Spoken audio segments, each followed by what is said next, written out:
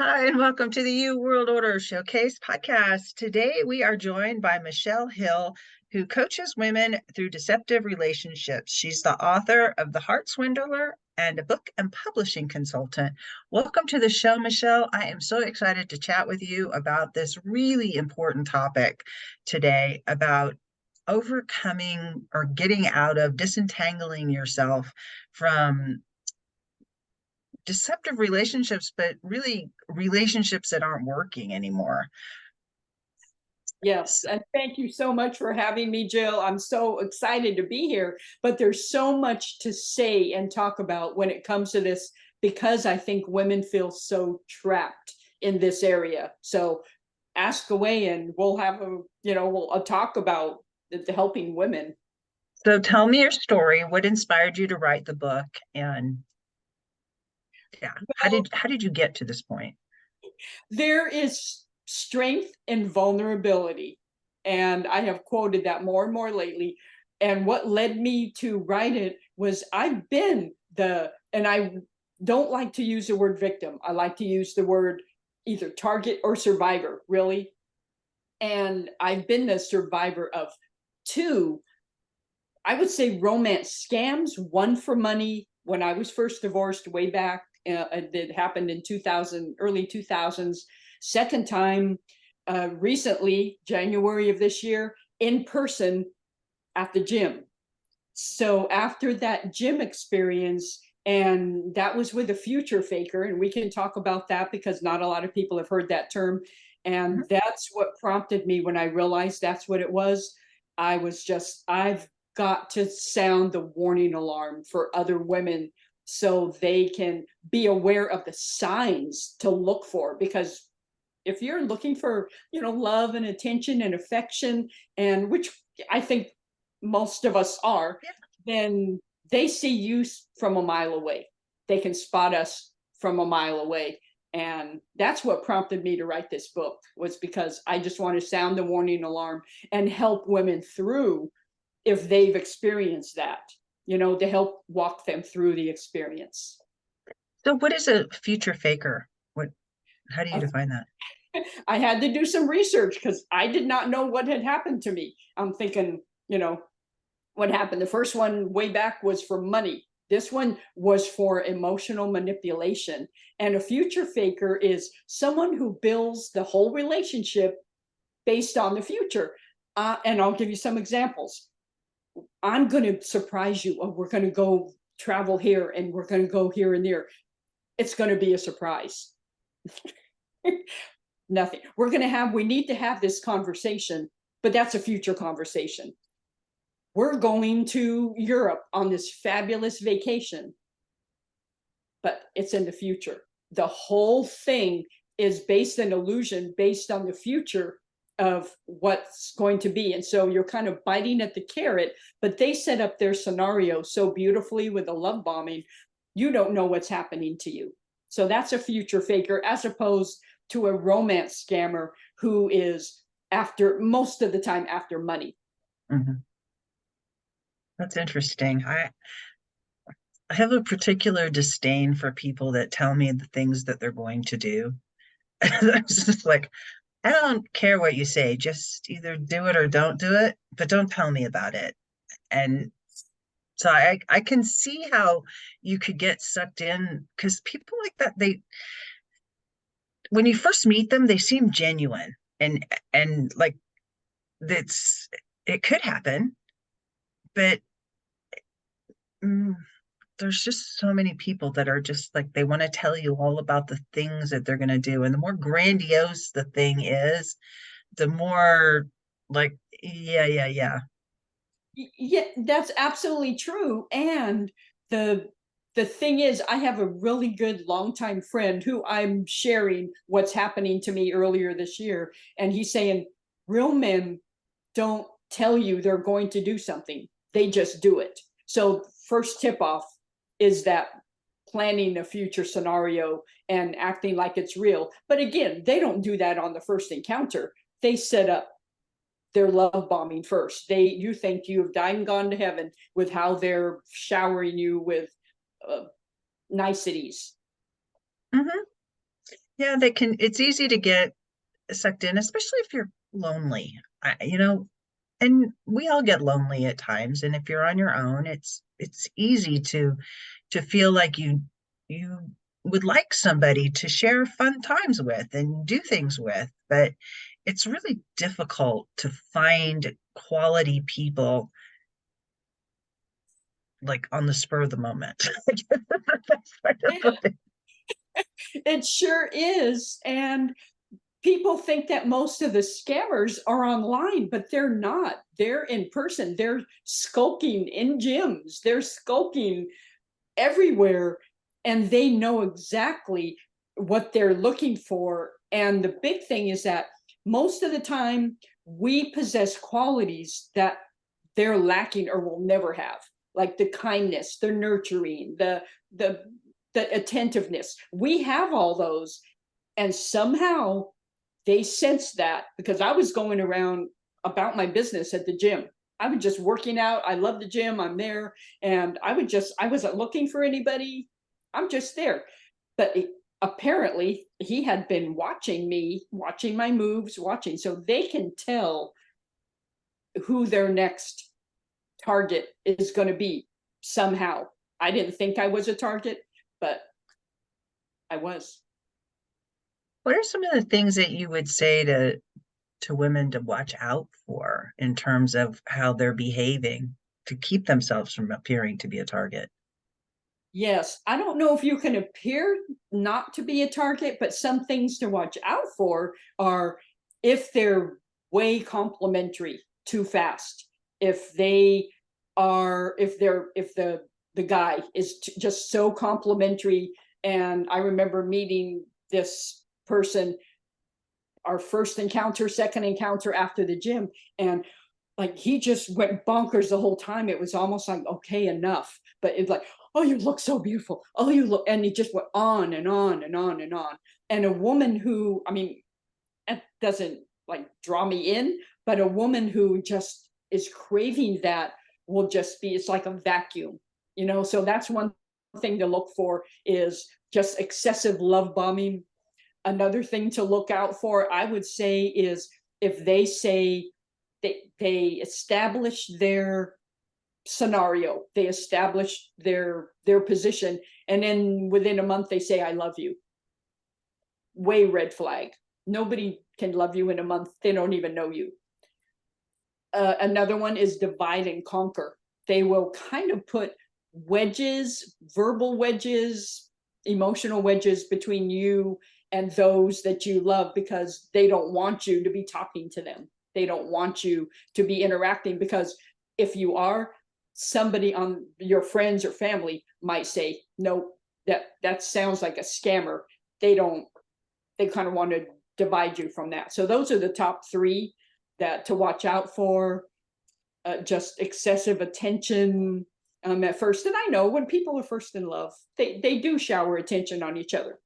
No problem with that. But it's excessive. Yeah.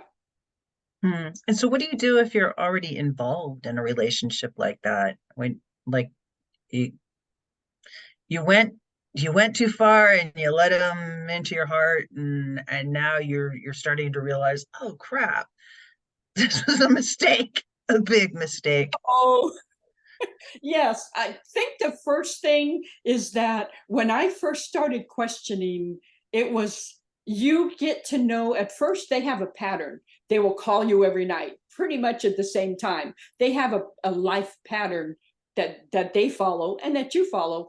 But if they break that pattern, hey, you didn't call me last night at the time you usually do, and they will turn it back on you. You They will gaslight you, basically. And so I think when you're already, when you're in it and you feel like, oh, I might love this person, and you don't know, but I think it's just ask more questions, ask pointed questions. If they evade the questions, if they dance around the questions or just don't answer, or if they turn them back on you, ding ding, it's a big warning sign.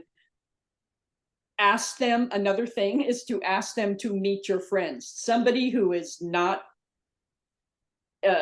genuine and doesn't really want a relationship with you, they want something from you, they will not want to meet your friends, because then your friends again are going to ask you about, hey, how's it going with Joe Blow? So they don't want to meet your friends.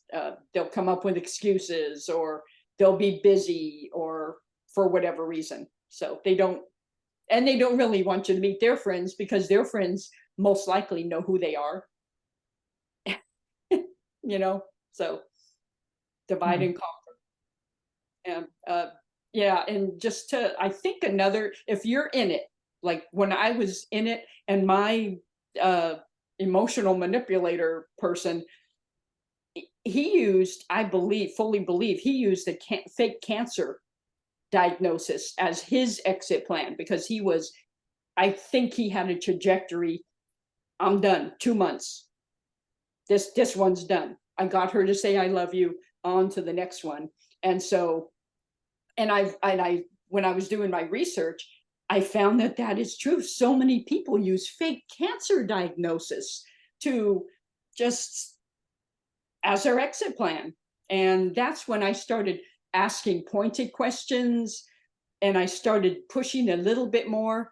And then it's just like, done. No responses. Then they know the gig is up. You know what's going on at this point. So I hope that answers your question. Yeah, wow. So, what is the very first thing a woman can do after she realizes she's a survivor of a deceptive romance? The first thing she should do is focus on herself, really.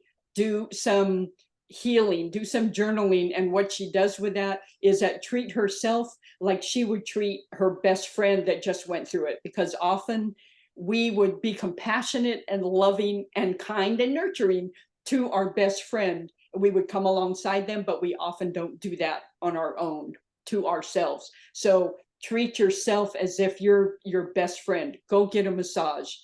Journal about your feelings every single day, or make voice notes if you're not a writer.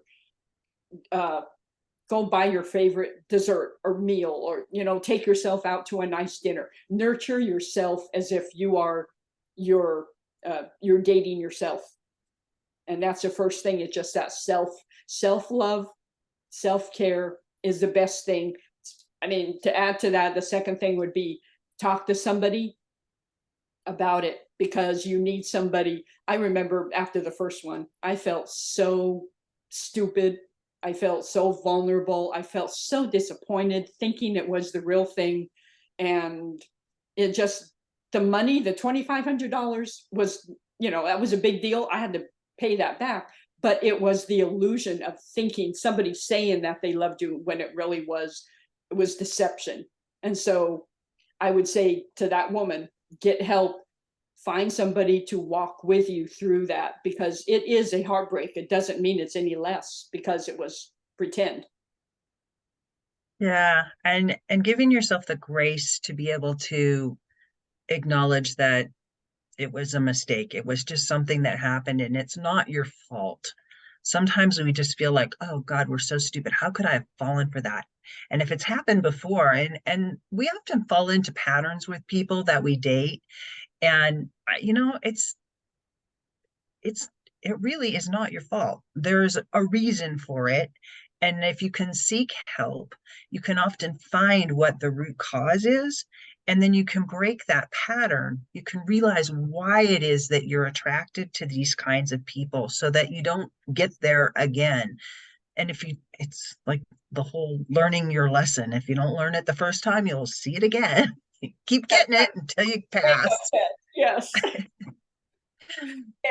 Oh, you're so right. You're so right about that, because it's not our fault. And I stayed in the book, and even I think in the introduction, about Bernie Madoff. You know, he scammed thousands of brilliant, wealthy people. So Mhm. how did those people feel? Probably duped. Probably, how could I have fallen for that? Same thing. It's the same thing. So we have to give ourselves grace. And yes, you do feel stupid, but if you learn the lessons, if you learn the warning signs, when that next person because they're attracted to our kind, nurturing personalities, you'll be able to, like, wait a minute, you can ask those questions I asked at the end, at the beginning, pointed. Don't be embarrassed about asking them pointed questions, because if they're not real, you can hear between the lines, the evasion, the all that. To other relationship coaches over the course of doing this podcast, because I get to talk to so many wonderful people out there doing amazing things. And one of the things that they talked about is asking the hard questions up front. Like you're saying, you know, do you, for younger people, where do you see this relationship going? Do you want a family? Do you want me to stay home and raise the kids? Are you wanting a woman who's going to support you? What are the dynamics of the relationship you're looking for? And if they're not looking for the kind of relationship that you want to have, uh, you know, early is better. Ditch them Yeah. because your person is out there or your people are out there. I think there's more than one person for any person out there. Like say Yes. soulmates and stuff, but I think Yes. soulmates are just like maybe your soulmate's not even on the planet right now. Yeah. Find somebody you like and you have fun with and who wants the same things that you want and make a relationship. Yes. It's common, finding the commonalities, and even not even romance scams, not even that. I have a young friend who was just getting out of a marriage because her husband had all kinds of addictions. No clue. Talked about all that, relate kids, and we want the same things. All those pieces were there, but just after 2 years of marriage, it's like boom. So that's relationship deception too, not malicious like these scammers and future fakers do, but it's still relationship deception, and you still have to heal and move on.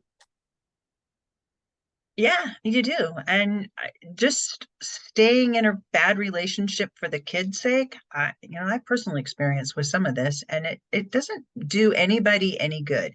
If your relationship is broken beyond repair, if you've grown to a point where you just you're not on the same path anymore, move on.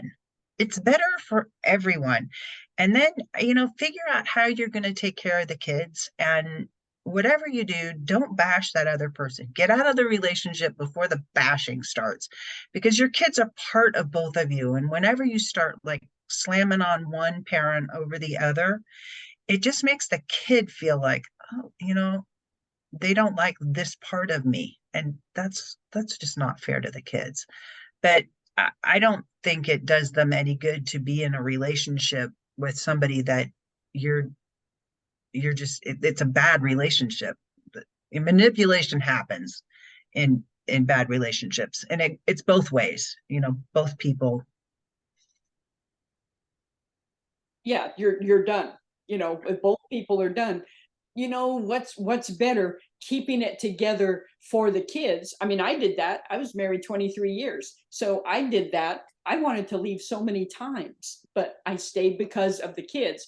And what's better to do that so you have this intact dysfunctional family, or you show your kids what strength you have inside of you, and that you made a really, really hard decision for your better good and for theirs. And that, to me, that is the sounder decision, rather than putting kids, like you said, putting kids through that, because then that's their model for how a relationship should be, how a marriage should be. And that's no good, because they're going to either repeat it or they're never going to get married.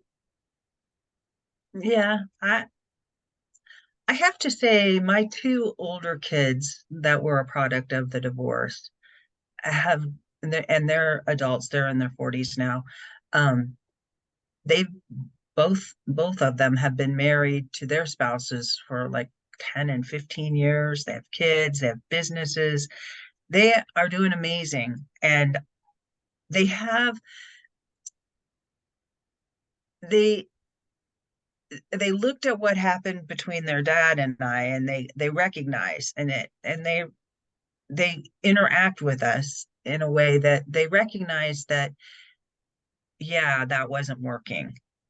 But I'm still friends with their dad to this day. And I'm today's my anniversary. We're 28 years married, but my current husband and my ex-husband get along great. We when we go to California, we all get together and do stuff, and it's like it's just an extended family. There's lots of papas and nanas out there. And it's some more people, that is not my scenario, but I know a lot of cases that works. And I think the kids just benefit from all that love when everybody has different styles of loving their kids and everybody has different methods, but I think it's an advantage to the kids to have the extra people that if you can all get along, because that's not the Mhm. case all the time, maybe Yeah, even most of the time. So I think it's an advantage for the kids to see, oh, this is a healthy relationship. And then obviously your kids have patterned that by having long yeah, marriages. So that's awesome. yeah. It's really good. I'm actually really proud of them. I have 5 kids. I'm proud of them all. Wonderful. But there's other relationships in there where they like my youngest, she's been in a relationship for a couple of years and she's come to realize that, though she loves this young man, she doesn't want to live with him anymore. He he's not the person that she could see herself having a long-term relationship with. And so she moved out, which I thought was, pretty amazing considering how young she is. Usually when you're that young and you glommed onto somebody, it's like, I'm just going to hang on with both hands and Mm. take the ride for wherever it's taken me. So Yeah. it's And then just, 20 years goes by, 25 years goes by because you're trying to appease everybody but yourself. mhm, And it's such a life of regret because you're trying to make it work. You're trying, but you are the yeah. only one that's trying. Yeah. And when you put yourself last, it really doesn't benefit anybody else because you're like hiding all of the gifts that you already have just to appease people, and it's more about people pleasing and trying to be liked, and you're never going to be liked in that situation because not everyone is always going to like you. You just have to step out and be who you are, and if they like you, great, and if not, they're not your people. It's okay. Yeah, that's what a mantra that I've kind of adapted as I've gotten older. It's okay. It's okay, And I sometimes I have to repeat that to myself because it's okay, and you don't want to be around people. And one of my favorite quotes is don't and it's a well versed quote, and I always get the beginning wrong, but don't spend time with people who tolerate you. Instead, spend time with people who celebrate you. And Yeah. that's who I want to surround myself with. That's who, when I feel the fullest, is when I'm surrounded by people who celebrate me, who see who I am and see my flaws and see my good points and love me anyway. What a fulfilling thing that is, you know? I was talking to somebody who just the other day, she's a self-acknowledged people pleaser, and she said one of the things that she started doing was instead of going into a party and hoping that everybody liked her or into an event, she went into the event thinking, I wonder who I'm going to like. And just that shift is like so powerful. Very powerful, yes. And I have some events over the next few days, and I am going to keep that right here because that's true. You want to, like, oh, I hope they accept me. I hope they like me. Who cares? You bring your authentic self. You're going to be friendly. You're going to be kind and thoughtful and engage people in conversation. But like the opposite, will I like them? Who will I, who will I connect with? Who will I resonate with? She had gone out to try to find friends because she'd never had a group of friends before, and she said she did actually end up finding a group of friends by having that approach, and they were interested in the things she was interested in, and she talked about the things that were interesting to her and waited to see if people would, if they were interested in that too, because that's really where friendships develop, is on common ground. And if you're just trying to be polite and try and be interested in what people are talking about when you're not really, it's kind of not genuine. It totally is. And you can be, just proper, just, and think you're saying all the right words. And it's being around other authentic people who don't have anything to prove. They're past all that. And that can be any age. I think it's a little bit older because we're past, I mean, it's just like who cares when you get past this. You hit the crone stage and you're like, bring it on, baby. I earn these, I earn these wrinkles. So they're badges of honor. But Yeah. but I think it can transcend, but it's just, and if conversation with somebody is lagging sometimes and you're at a table and you kind of forced to socialize in a way, ask people what their hobbies are. Well, what do you like to do? You don't have to say another word, just show an interest in other people, you Mhm. know, and they walk away. Oh, she was really nice. All I did was ask about you, and not fake, genuine. You're really caring about that. And if you can, to add to the point, find out if you're going to be around certain people. Find out about them. Google. Find out where they're hanging out and find that commonality, as you said. And I think that just promotes wonderful conversation and rich friendship sometimes. Yeah, stalk them a little on social media. Mhm. Yeah, It yeah, sounds silly, but you can learn a lot about somebody just scrolling through their profile and seeing what they're up to. And it gives you an idea of, questions to ask and how to just have a conversation with them. that's it. But like you said, a real conversation, an authentic conversation, not forced and, you know, just not forced, just Yeah. organic. Yeah. So you've written this book. It's called The Heart Swindler, and you're going to be doing coaching. And by the time this episode airs, you will have published the book and it'll be for sale on your website, which is, Winningproof.com. That's WINNING, like winning the game.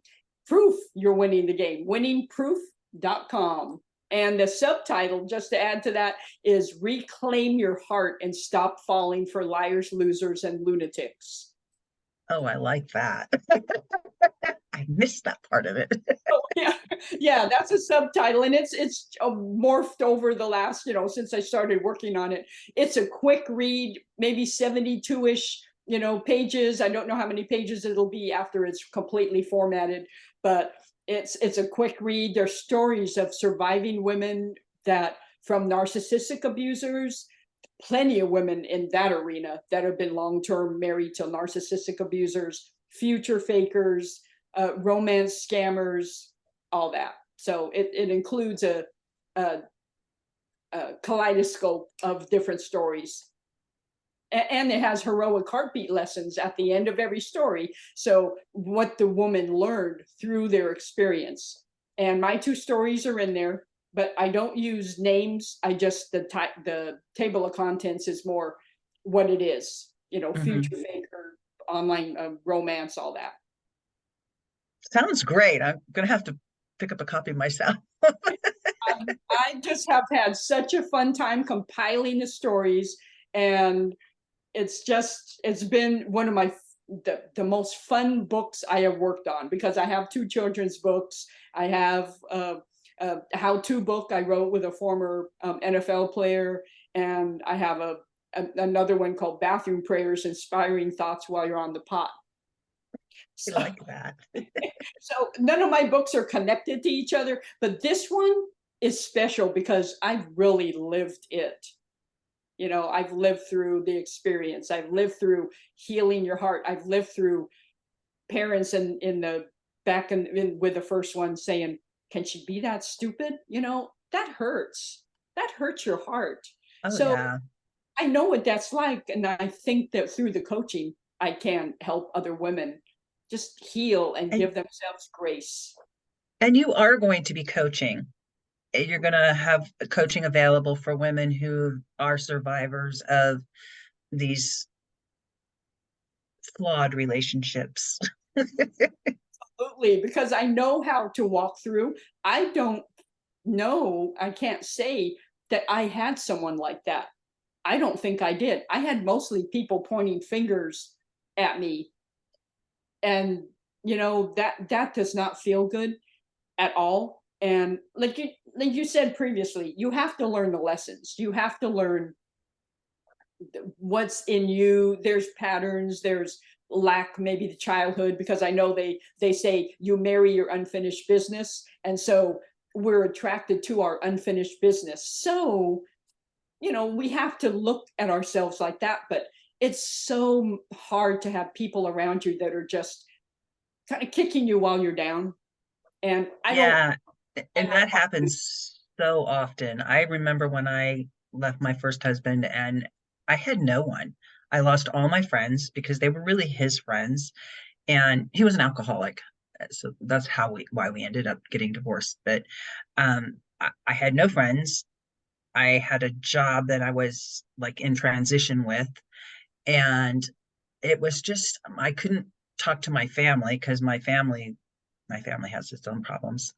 And at the time it was they never liked my first husband, so it was like, you got what you deserve sort of thing. And it was really hard.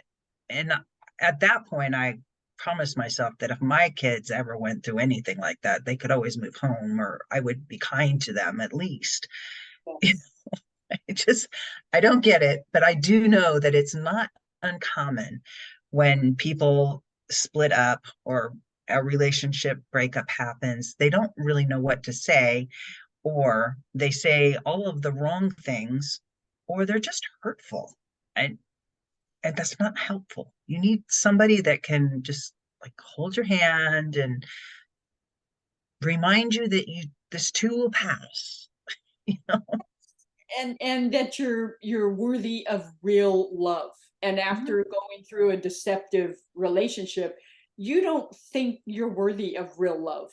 You think that this is all I can attract, and so you're looking inward to say, oh, what's wrong with me, what's wrong with me?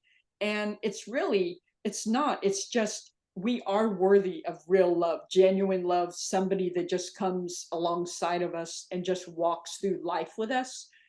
Oh, I don't think there's anything better than that.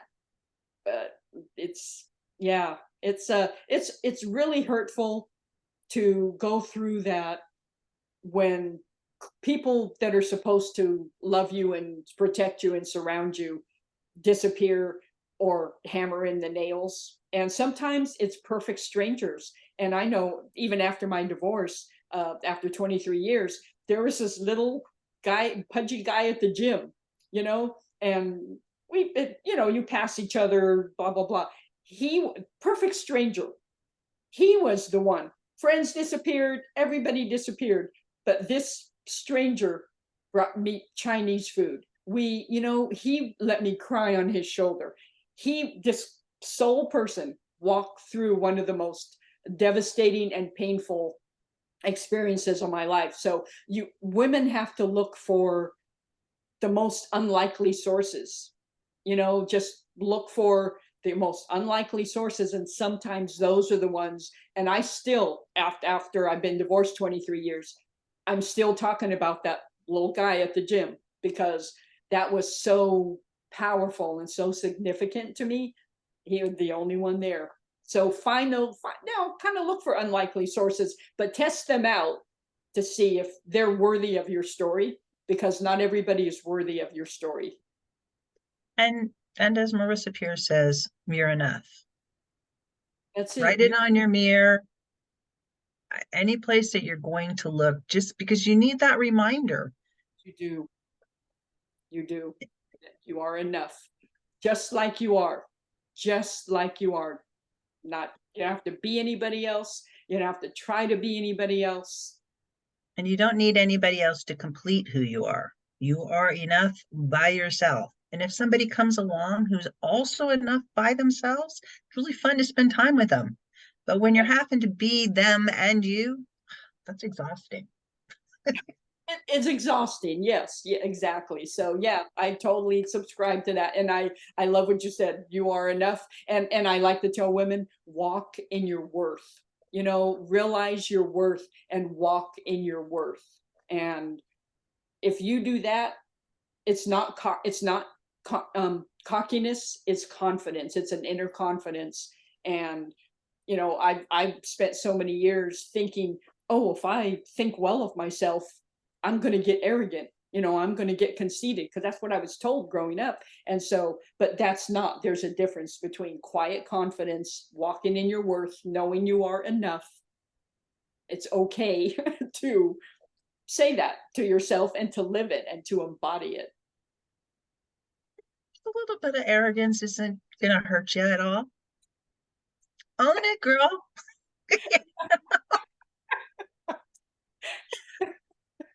I have a granddaughter. I think she's like 5 now. And she's super confident in everything she does. She's like she auditions to be the flower girls at people's weddings. I love her to death because she's just like she owns who she is. She's larger than life, and if you don't like it, fine. You don't have to be my friend. It's I just love kind of that. how she says it. Like, you go, I, girl.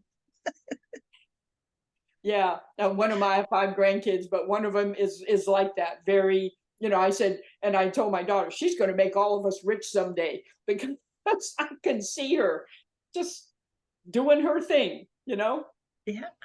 So, but I when they grasp that at 5 years old and walk in their worth at 5 years old, hey, pretty yeah, good. I'm liking it. It's like it's a whole different way of being. And I think it's really it, it's so important towards forming a world where people can just be who they are.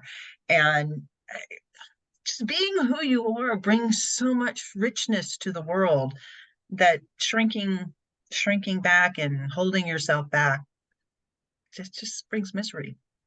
It It's does. kind of And I sad. read a lot about that lately about shrinking. Don't ever shrink back so the other person can appear bigger or larger or something like that. Don't ever shrink back because of making somebody else feel larger. And I'm just like, I've read that so many times. And, you know, when you're trying to learn something, it shows up multiple times. And so that's like, no, there is no shrinking. You don't like it? Oh, well. So another friend said, you need to shine your light so those who are meant to find you can find you and everybody else can crash on the rocks at your feet. Yeah, it's just that genuineness again, just being genuine, authentic. If you like it, fine. If you don't, fine. You know, not you. Exactly. I think you said earlier as well. Not everybody's meant to be in your world. You And know, that's okay. There's lots of people out there. You can't be friends with everyone. that's fine. Nor would I want to. I like to keep my circle kind of small. Well, Michelle, this has been a really great conversation. I've enjoyed it very much. Is there one thing you'd like to leave the audience with today? Oh, I think the one thing is that going back to the Heart Swindler and the book and romantic relationship deception is that just look for the signs, beware, be hyper vigilant about the signs, but protect yourself and protect your heart. And I heard that the whole time during this short 2 months with the uh, emotional manipulator is a future faker, is that I heard that still small voice inside myself the whole time. Guard your heart, guard your heart, listen to your gut. If something doesn't feel right, it's probably not right. And that proved itself correct at the end of the 2 months. But trust your gut, trust that woman's intuition that we have. Some of us have it keener than others, but I would just leave them. Trust your gut. If something doesn't feel right, listen to that voice. Listen to that voice. And I think Thank that's it. you so much for joining me, Michelle. You have been a pleasure. It's been great to have a conversation. The topic energizes me to no end.